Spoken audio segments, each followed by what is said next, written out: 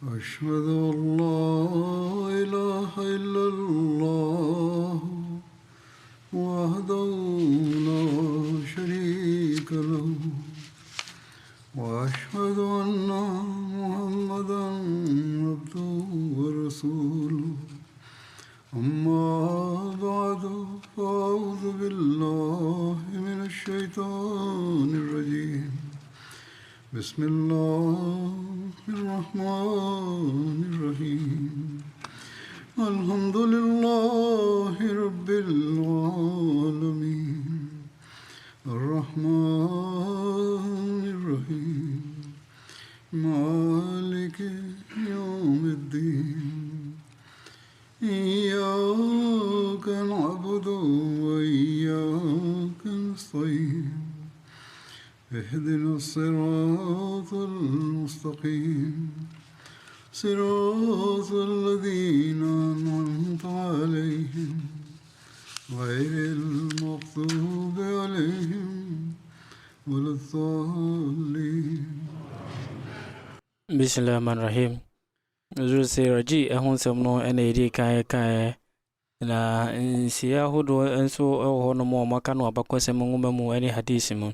na ohwe Bukhari mu a ensem ka efara ji eko ne ho no sei ena esitiefa Hazrat Abu Hurairah radiyallahu anhu akadi tuja se komshinin kunku Muhammad sallallahu alaihi wasallam esoma yeni pakudu se wa mun koyan shishemu na oyi Hazrat Asim bin Sabit Ansari radiyallahu anhu so mukendini na wonum efri hono mo ena mo ekodru bia fe hada na bia ebe wo asfan ene maka intem na enkrato ekodru hoda yabusia ko no efa bia from mo Banu Lahyan na retiane se nipa be se 200 and free atamfo eko mu ano mo edi mejan to yi pa na pie ba se mo ne muslim fo yi mo beto ahye muslim fo yi so Omo edi omo anamonto echi kopim se onum ekọ hunu bia na omo edi intresu ama ewo hono na we ene akomobodi anom dia ko mo ho firi Madina aba Banu Lahyan foi eka se we intresu ama efiri Yathrib a chese efiri Madina na omo eto aso edi omo anamonto echi na abra asemene na chidifo no ehunu wo mo no wo mo kobo mo adwa ewo eye bepo eso na atamfo no twamo hye ka chom se momra na momfa mo ho emehye nsa na ehye mo bo se yonkum mo bia Asim bin Sabit ana ono enedi wonum animo no muslim fo na e ka se me nyakopo edinse se media minim di mu no nya dia me mesi aba fom se obi onye jidi ni ebebo me ho ban enti ho no obompa ye se o nyankopon fa ye jina bri ekotu yekomshini sallam enim atamfo no etutu wajan ede wo wonum ema omu enipa nso eni free mu na Hazrat Asim eka ho enipa miensa akano esane bai na bako Khubayb Ansari ibn Dasna ene nipa from wana omofan Abdullah bin Tariq e chata fono chire wono miensa nyina na womo ede womo ejan abanu na chire wonum na de otoso miensa no de oka se we na da na se momra mobuso nte mono menka mo ho ene monko na mono de me pese me ka omo maye moja dansifo no omo hyase echi na sesen komo de nebeko nenzo no wampene ntienu no omo ekum no ne moja dansidi omo efa Hazrat Khubayb eni Hazrat bin Dasna ede omo ko no mkoton omo ede omo mama kafo Hazrat Khubayb Banu Haris bin Amir bin Nawfal bin Abdul Manaf ena eto no Khubayb ene ekum Haris bin Amir ewo Badr kono Hazrat Khubayb omo emane kosi ye prison ni ana omo ene hwene so we ensemu free Bukhari enwumamu na Bukhari ensemu no enipa kodu a ono epi se omo ekwen hwehwemu na bra omo omo ehunu se echiso man efri asrib no obabi etiemu na ema banula ya fon kotoshe wo muso abako central fo ni bi etro se inipa kodu ino no mo ozo mkoye hwehwemu efa de ekoso na no mu nyanko ekra na komcheni sallam esuma wonom se wo mo enka eye edinatuku aba ya mo ebesre muslim fo no efa hono azat muslim maud ene azat Mirza Bashir Ahmed Saiban so esusu ensemi wadi efri abako se ngoma hodo mo na wono makadi atuja se sa eko ino na akoba ne se omo eka ensem no ebi mo yem from so kakra te na we mo etu kwan anom de omo siesie fi se na hu nya so omo de omo be siesie fi se na adil ene karabu shako no na omo abese anti no mo ka omo eko ebetumi abane se ebe kan se abrom kodru asfa na ne makanta mo no na akwe wo mo nhyehyɛ sɛ ɔmbɛto ahyɛ wo mo so na adil ene karafo no wono mo ebu wo mo bɔhyɛ so na omo ensise ya na omo ne banu lehianfo na yenti no omo frɛ banu lehianfo omo edi nipa be se 200 eba yankopɔn enim ni ye ne nyina mu no nipa 200 free banu lehian ba ya no omo oha ena na enim egyan to pa no omo ehyase to egyan etwa eye muslim fo no ho ehya na bra eye ekuo ipani azatasen bin sabit omo bihunu eye de ekoso no omo efro botan na ibi mo etrese botan no na ye frɛ no qordad abutumtum fo ye twa muslim fo hu hye no mo ka se mo si fom eba enten ya ye be hye bo se bo ye nkum mu bia na ye dinam edin se ye nye pensi be kumo ye pa ne se maka fo ne be na bibi ene mu munti eno so na that asem eka se medina kopo edin se me no enya dia mesi fom se obi a onye jidi ni onumum ebebo ne ho ban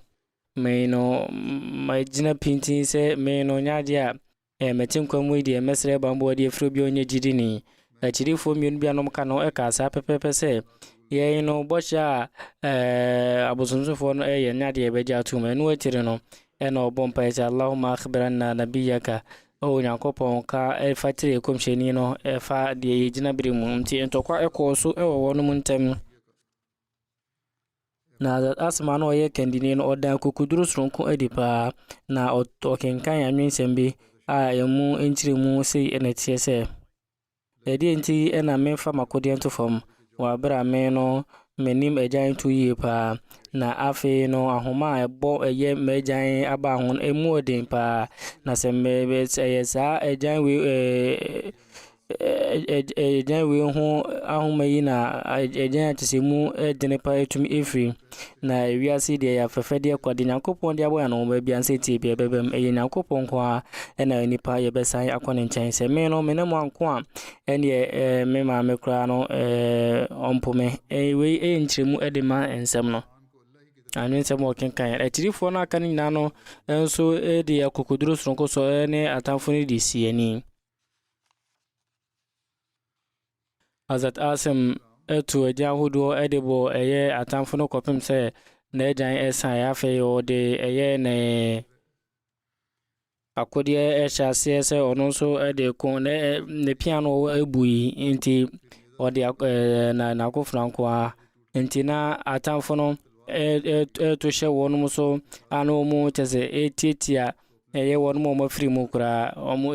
ese won hono bompa ese Allahumma hamaitu dinaka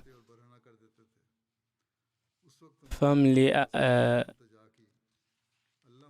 trese o nyankopon eda na achase no na maje wosum atumu na ede wieye no bom me honami eho ban obompa wieye no osad no ehye mpa konimu bio otumi epra eye atamfo ni bi okumbi na de koba ense omu ewie mu no mu ekum no eni tirifo sia na omu so beye moja dansirifo eka ne ho na bro kasa fanzi we no azat Mirza Bashir Mesa radiyallahu anhu ekase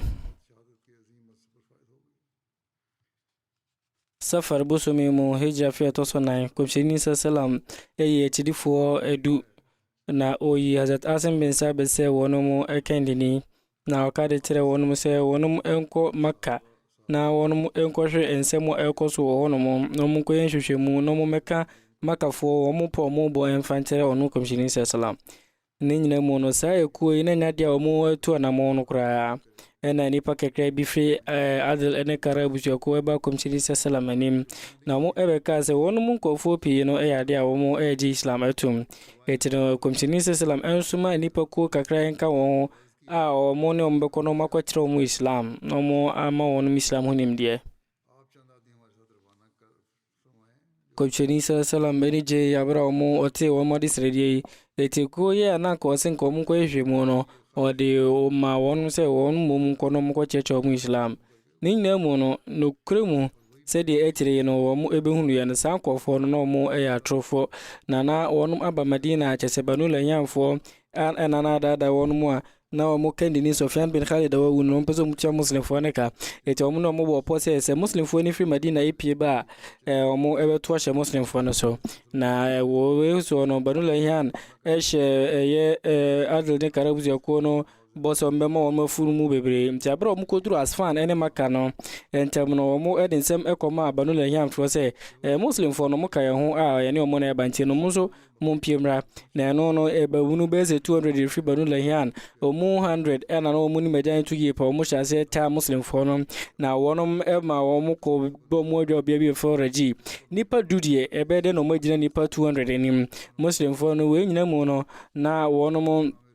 informa kodi enguo kura wɔnom ɛhyɛ ɔmo kɔforo ɛyɛ bepɔ bi ɛkɔbɔ mo adwa ɔhyɛ sɛ ɔmo ɛso ɛbɛbɔ mo ho ban na atamfo no ɛka kyerɛ ɔmo sɛ munsifo mo mfiri bepɔ no so na yɛhyɛ mo bɔ paa sɛ yɛnkum mo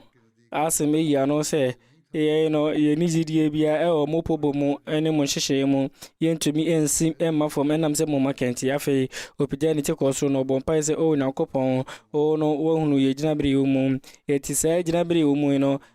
fa ho de wuruma yɛ kɔmhyɛni sɛ salam ɛti atatasɛm no akyirifoɔ no wɔnom gyina mo no so ɛkoe ɛkɔpem sɛ ɔmo bɛyɛ mogya danserifoɔ ɛwɔ ɛko yi mu Adat Asim bin Sabit ne honam ɛkwan bɛn so ne Nyankopɔn ɛma ne bambɔ soronko ɔbɔ mpaeɛ ahyɛseɛ ne sɛ Nyankopɔn bɛbɔ ne honam no ho ban ɛfa ho no Adat Mezabɛhyɛ Mɛsɛ Ibedila no ɛtwerɛ sɛ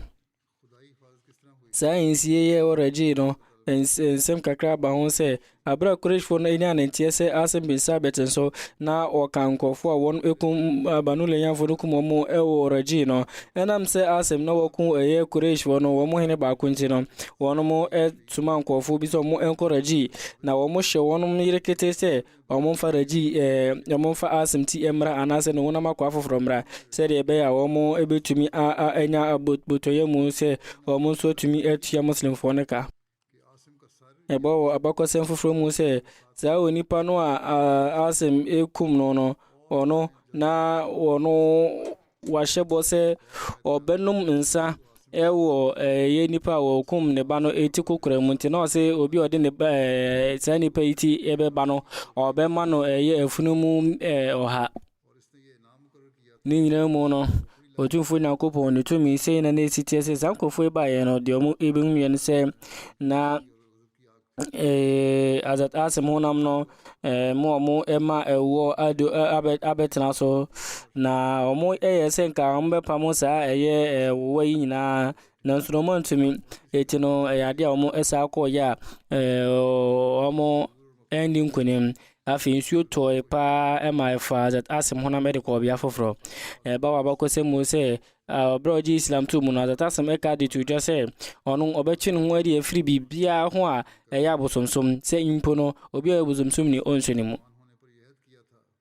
Abra Azat Umar radiyallahu anhu mo ɛka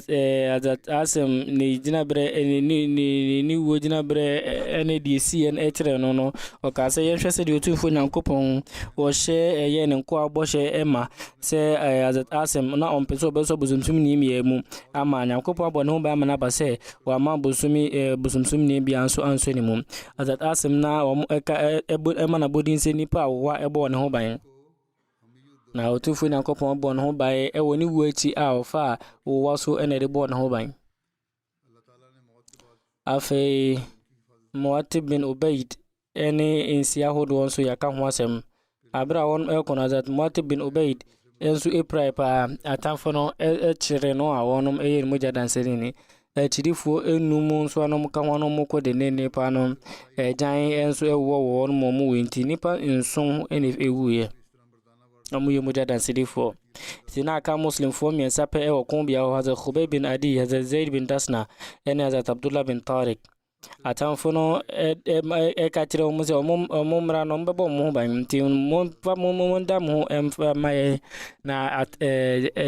chidifo yi wo mo esi fom e bai na bra atamfo no esaso wo no mo no omo ejan ahoma no omo yi edi chichire wo no Abdullah bin Tariq okadi tuja se we bosha sankofo no mabuso no ka se minya din se me mindi machinko eti no minian mo mabe mo jada sirifu en metia mo na ana mo no na mepe atamfo no mo ye de mpe bia se kombetwe na ede na aka akọ so Hazrat Abdullah bin Tariq o anjantum eti wonom ono so mo jada sidini ba wa bakwase mahudu mu se chirifu atamfo no mo de mani akire maka abra omo efa chirifo miense nyina se prison fo na omo yeso mbekwa koton wonom edi ama makafo no na abra omo ehya ni koduru bi efa marozo no be sequence ni be se dionu miensa elifi maka na Hazrat Abdullah bin Tariq de ne edi acheche ne san otin o yese ono obedwane na abra otin ne sekan na abra tafunu nu se opeso okono wonom ko mo ti kakra wo ne jan kopem se to jan frichi kopem so mo mo jadan sidini eti ono kra no nemu Maru Zahra ho Hazrat Mezabasha medeka de tuja se chirifo enso abra ya mo jadan sifo na ka Zaid bin Dasna tidini fufuro ne Khubayb no na atamfo ndom penso mbeti wono mo abro mu ye eto mo saka di kire mu bi o se emre wo ho mu nsimra na yen no ye o chemo bo se yen nya mo ya ka die bia sabre no muslim fo no ejitu mu a wonom esi fom e bae nenso no abro mu si ye no na atamfo no de wono mo eja homa no chichire wonom na Khubayb yani Zaid tidini ba kwa no ka mo Abdullah bin Tariq ono de no ntumi kura eto ka de tuja se mo no bosha ya mashe no we na modi ka buzu na nyame ne nim de mbe na tiri ya Abdullah ya se woni omo nko na mutu akwantu na motu kakra a wonom echen Hazrat Abdullah ano mo bruno nenso no oyeso nko no mukum no na so mo yen moja dansidini etino sabre no se de be ombe makure fo ne aje no no efo mo ese peskenti no mo de Khubayb en Zaid ko Makka abram ko du Makka no mo ton mo yen nyina de makure fo no ne senti no Khubayb Haris bin Amr bin Nawfal mofra en to no evise Khubayb ekum Haris Badr konim en Zaid so Safwan bin Umayya en to no Khubayb bin Adi en Zaid bin Dasna omo atamfo abuzomsofo na tire won wedi wonom eko Maka na omo kodru Maka no atamfo tirifo mi nu nyina no omo ton womo tede aka ndada no Haris bin Amr asefo na to Hazrat Khubayb bin Adi tede be ya omo papa Khubayb kono Badr dano omo so betianaka Ibn Ishaq eka de tuja se Hujay bin Abu Ahyab Tamimi ene to Khubayb Hazrat Khubayb na ono na Hazrat Haris ebusu akono oni omo ewotwaka na omo to no se de be ya ne omo papa ewu no omo de betianaka esanso ba bakose mu se Uqba bin Haris ene to Hazrat Khubayb efri banu Najjar ebusu akono nchen ebe monso etrese Abu Ahyab Ikrima bin Abu Jahl Muhniz bin Sharik Ubayda bin Hakim Ubayda bin Abu Uqba Hadrami ena fi Safwan bin Umayya ena to Hazrat Khubayb wenu mu nyina na enkrofo a wonom ejanom yekum womu ewo Badr dano na wonom nyina no eto Hazrat Khubayb ena omode no ema Uqba bin Haris a ono edene tu fiase ewo no ni fie mpo Hisham eka de tuja se omo eto Hazrat Khubayb ena Hazrat Zaid bin Dasna de kwaji prison obifofro prison for ano mo Maka ebi mo so etrese Zaid omo eton no a mo de je agudie be emu ebi mo so etrese efunumu eduonum no mton de je na Hazrat Khubayb so mton no edne je efunumu eduonum 50 na ebi mu nso kyerɛ sɛ de Khubayb ɔmo tɔn ne gye ɛyɛ funumu wɔ ha ebi mu nso kyerɛ sɛ na ɛyɛ agudi a osusu a bɛyɛ sɛ emu duro no bɛyɛ sɛ 80 kilos na ebi mu kyerɛ sɛ de Khubayb ne de Zaid nyinaa no yɛkyerɛ wɔn de wɔn awura Zulqaada bosomi no mu na wɔn de wɔn to afiase kɔpem sɛ abosomi akronkron no ebetwa mu Ibn Ishaq ene Ibn Sa'd eka de tuja sɛ Zaid Safwan bin Umayya ene tɔno tere be obekum no na afi odi atua ɛyɛ ne ka enam ne papa ko no ɛyɛ Umayya bin Khalaf Safwan etire obɛyɛ muslim ni na ɔkyerɛ sɛ prison ni na ɔba kɔsɛ mu sɛ ɔde ne to afiase a na stars ɛyɛ na kwa na hwɛ no so na bosomi twa mu no Safwan esuma ne anakoa na stars ekotani me wono bia bia ewo Madina ne Syria ekwan so ne nyina mu no omo de ne free bia kronkron haram hono mo sɛ bi ombekum no na Quraysh fo ni bi so ebo mo adwa ho na wono mu no Abu Sufyan bin Harb enso eka ho na bra na Zaid omo eba bekum no Abu Sufyan eka de kyerɛ ne sɛ oh Zaid Mediname edi se ana wo no kra empese sai jina biri ya wo mu no anka wo no Muhammad mum enanka o jina biri mu aka ibe kum no nanka wo de wo ne obusuafo enanka ewo fi Zaid na no se men so Mediname din se men no mempe kra se ka se bi mpu ebe wo komsheni sallam enas ewo ni fi a wo se de be ya de bese samme a men no men ne mabusuafo ebe wo no so na Abu Sufyan ka sɛ me hunu ankura bi a owo do ede mo be foforo esene sɛ de komsheni sallam ɛyɛ na chirifon ewo do ede ma no no so eche no Mr. Kuma Zaid bi nso eka de toja sɛ Quraysh fo ni bi eba ho bi ebe tutu agyan de wo no kopem sɛ obi mu jadan sidini ete Nestas hukum no obeye muslim ni Ibn Uqba aka tujase Zaid ene Khubayb omumi enu nyana yekum omo eda baako na da yekum onom no komishini sallallahu alaihi wasallam yete se o kase wa alaikum salam na kopon enije enkam mienu azat mezabasha mesaib eka insi we se Safwan bin Umayya efa na prison ni so de no eko Madina abonten so na makafo ni bi eka ho ko na bro mu ekoduru abonten so no Safwan eka che na koa Mr. se obekum no Mr. eba nanim epeja na kode na tampempen so na Abu Sufyan bin Harb a oye maka ehne ano no so kan kofom kokohwe no oba nanim no beka editere zaite kanokre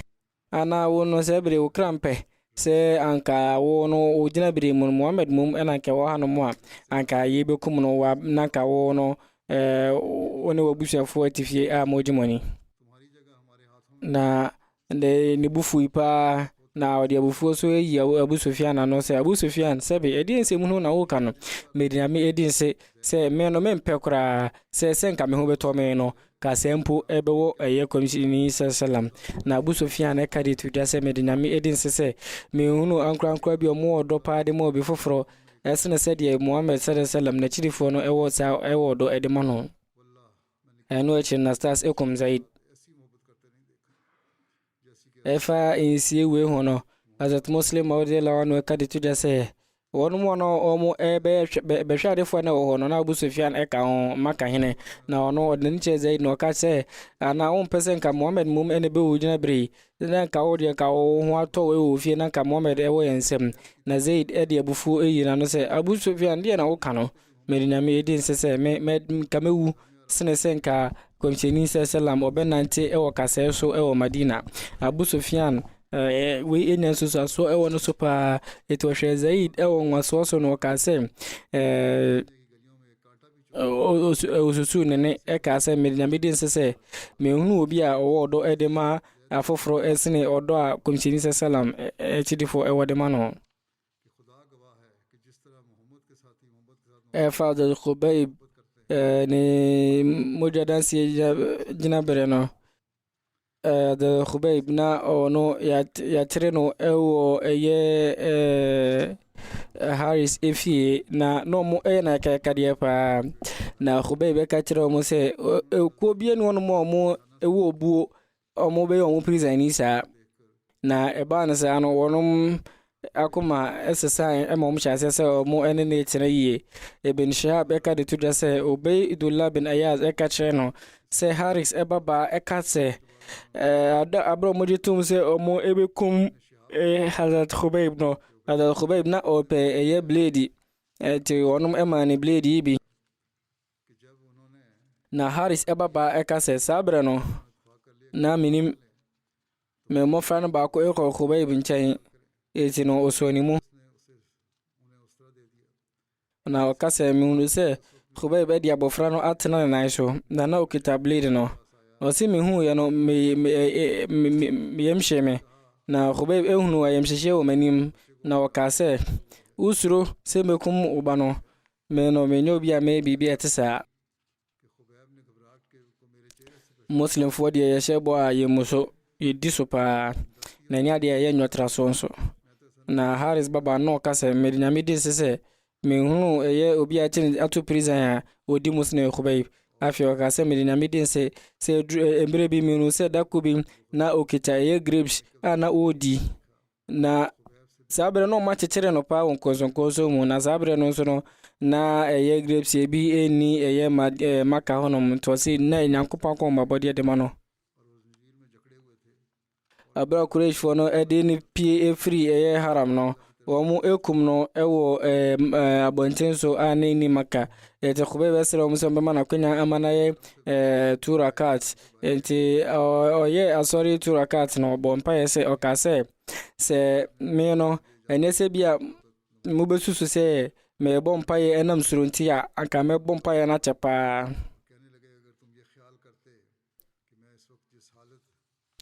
afia bompa che otufu Nyankopon eka se o Nyankopon kan se fufuro mu se bia na mususu se me no me twi me pa ni mu ayetenten se de be ya medwane ma bompa ni tiawa se de be ya mu mususu ho se me pa ya mama na ayetenten enam surunti ana se mpese me twitwaje me hunti se anyam se mo no mu besusu ho sa ena ka mo hwe me se de obi a hwe nipa wabra munni susu efufuru bia ka me pa ya na mama na che ni nnamu no obo pa de che Nyankopon e ka se o Nyankopon se wonum nyina baako bo pa de ti atamfo no na afi oto anwensem bia e kire se sese a yekum me se muslim ni no me no me su mfa me hokra na bia meto ni nyane na minti meto enam Nyankopon ko enti na Nyankopon pa me wona makwa na ye twetwa nyina no obe mana ye nshira adat meza basha mesa chwede fa Khubayb ho wonsem we mu sai tiri fo mienu no mu eda so ye prison for na dakoro bi Khubayb esre Haris baba se obenya blade bi ede aye ono ankasa na de na omane baako abra Khubayb no keta blade no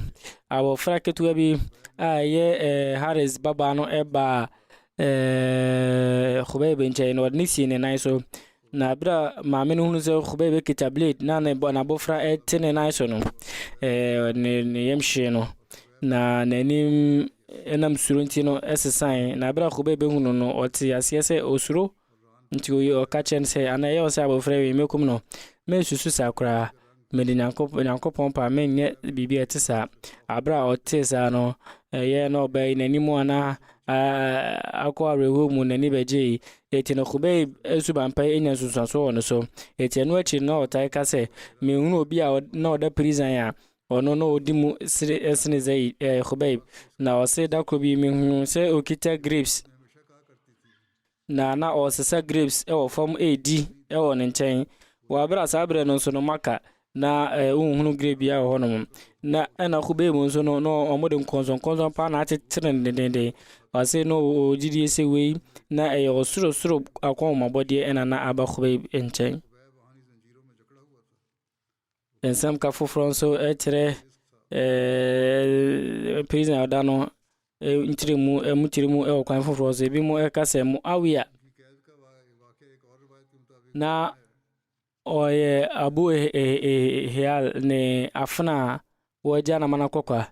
na Khubayb omo tere ne se prison ni woni fie se de beya bosomi akronkro ni twam omo betumi akum no muawia etere obaji Islam atumu na obeye muslim ni krojen muawia etere no ka de tudwa se mere da kopon edinse menshia obia odimu esene Hazrat Khubayb na mehweno pa efiri epuno emu abra na ya ochem konso mu sabre no na grape bia ni wono mo betumi edi na chese na omuni grapes abani abani bi ho na so ngo se Hazrat Khubayb okita grapes ibi a chese ne dodo a tumi se buru ni pati na o chese do so pa na o se enyem pre ba ko eresiye o se ensiye bebere no hunu se Hazrat Khubayb 80 grapes na o se we na Nyankopon ankasa ko mabodi ano de mano Hazrat Khubayb na okenkan Quran tahajjud abre na eman esu abre mo beti na afi Hazrat Khubayb o mudi arehwo de mano o se da ko bi o ka tira Hazrat Khubayb se o Hazrat Khubayb unhia bibia na o ya no se da bi na o kasa ade ba ku mu mena wo ho ma me ensuonyunu bi na menom na hye na mo ama me enam bia yemfa de bosomdin na ekum aduan bia mo de be ma me no twese mo ma me enam a ye de bosomdin na ekum aboa no na toso miensa se mo bekum ya ya ka kire me eda mo bekum me no na o ka de tuja se abra bosomi akronkro ni twemu no mo yese mo bekum Khubayb no me kokko ka kire no na o ka de tuja se medina kopon din se ono na onfa ho kura se mo bekum no o ka kire me se o de mame blade no se de be ya mesiesie me ho na o se me mame ba Abu Hussein e de blade command nipa no o kan se me ka de tuja se enyo no ankasa ne ba na Muawia na atete no ni nyemu no ka se abra bofra no koye no adwen e ba metrin se medina medin se Khubayb obetua me ka me ba e won nchen o keta blade na se tie bia no ono so be bibi de tia na me kura de na mayi masuma me ankasa me ba se onfa blade enkoma no Khubayb e de sa blade be kum no na wa kase wode ekra etua omonso eka na omokum mesese kura nse enye hwe fise meti omoka na bra me ba no e de blade koma no no oje na ode agro kwan so eka de kire ma bofra no se uwa kukuduro pa ana o mame onu onsuro se me na da bia ode blade ama o se fabre me wabra mo no ma se mo bekum me that Muawia eka de tuja se na meti Khubayb se o kan se moyi na me ka se o Khubayb me no enese me so na me de mreche Nyankopon mu na ma blade ya ma bo frɛ ambra se de bia de bekum no na da Khubayb ka se me enya de mekum no de bia da ye Islam de ye mfa se na da ye beja tum wo yesumu o se afi me ka che Khubayb se adechi anopa no a on be ba be fana ko se mo ekokum no o se adechi ye no wonum so ni de ne ko tani anom teze o matitiri no konso mu na se de makan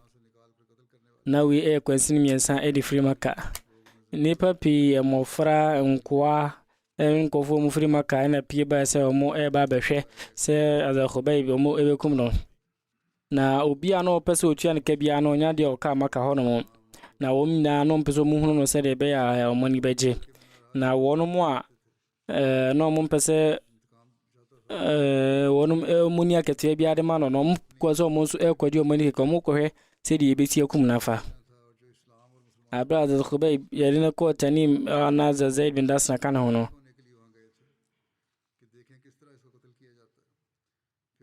atamfono epe dia tenten na abra mu de Khubayb ben edua no Khubayb ka se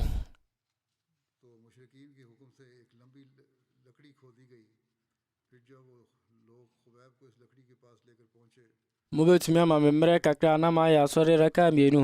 wɔn mu yina no sɛ ae adakɔbɛ ɛbɔ ɛyɛ mpaeɛ raka mmienu tia wanyɛ ne tenten sɛdeɛ maka dada no sɛdeɛ ɛbɛyɛ wɔn mu nkɔ susu ho sɛ ɔma n'asɔre yɛ tenten sɛdeɛ ɛbɛyɛ a wɔbɛdwane yɛfiri ɛwuo no ho. nsiɛ foforɔ nso afiri bin sad ɔba sɛ Muawia na Bajaj bin Abu Ihab ɛna na ɔyɛ n'afena wagya no ma no kɔkɔa na ne fie na Hazrat Khubayb ɔmo ɛde ne yɛ prison ni ɔmo de ne to afiase. Alama ibn Abdul Barr Hazrat Khubayb ɔmo ɛyɛ ne prison ni ɛwɔ Hazrat Uqba ɛfie na Hazrat Uqba ɛna na ɛde aduane ɛbrɛ no na ɛduru sɛ obɛdidi a na wɔyi nkɔnsɔnkɔnsɔ no afiri ne nsa. Ne nyina mu no wei ɛyɛ afɔrebɔ soronko a wɔnom ɛyɛyɛ ɛde sura a no mu ɛni ɛde ma wuo atirifoɔ no na abere bia no ma ɛkra de sɛ ɔmo de ɔmo nkɔ abɛto wɔnom de ama Islam ɔsɛ sɛ mɛkɔ so aka ɛde afa nsie wei ho deɛ ɛkɔɔ so inshallah.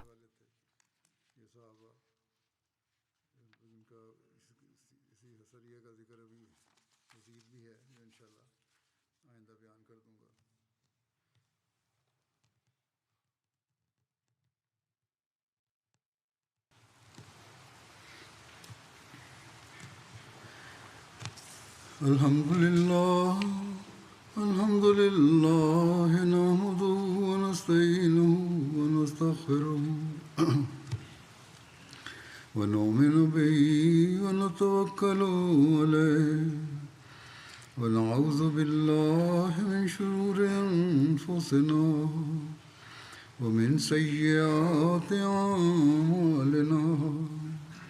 من يهده الله فلا مضل له